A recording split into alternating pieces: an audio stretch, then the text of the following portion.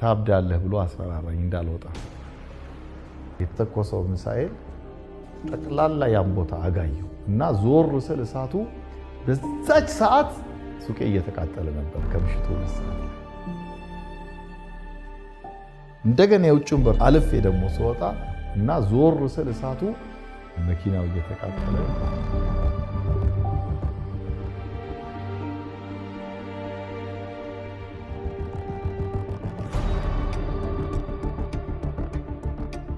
እሱን ለብሼ ሱቁ ጋር ሲሄድ ሱቁ አመድ ሆኗል።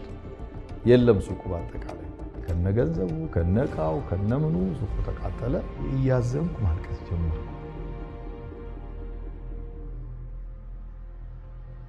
እያለቀስኩ ድንገት ተዋረድኩ።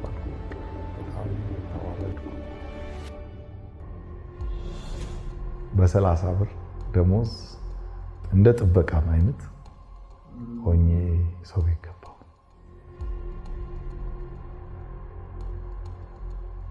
ልጆችን ከባከብ ብለው በ30 ብር ደሞዝ ተስማምቼ ራሴ ሄጄ ገባሁ። 8ኛው ወር ላይ ተስፋ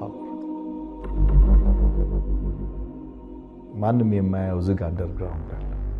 እዛ ገመድ ይዤ ገባሁ። ያና ገመድ ይዤ ገባሁ። እዛ እግዚአብሔር ሆይ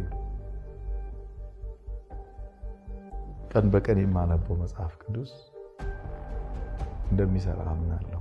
ይዤ መጽሐፍ ቅዱስ ግን እኔ ደክሞኛል። በቃ እዚህ ያለው ጌታ ሆይ መጽሐፍ ቅዱስ ላይ የሰራው ድንቅና ተአምራት እነሱ ለመጠበቅም በረከቱ ስለመግባት አቅም አግኝተዋል። እኔ ግን አንተ ጋር ችግር እንዳሌለ አውቃለሁ። ከዚህ ቀን በኋላ ግን መራመድም ምንም ማድረግ አልችልም። ደክሞኛል ጌታ ሆይ። ስለዚህ ራሴን ሳጠፋ አንተ አትችልም ሳይሆን እኔ ስለደከመኝ ያን ነገር አደረኩ።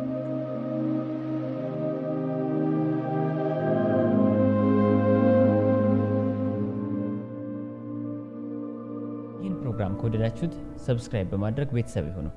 ብርሃን ቲዩብ የብርሃን ልጆች መገለጫ። እኔ 2 ዓመት ልጅ ሆኜ አባቴ በጠና ታመመ እንደሰማሁት።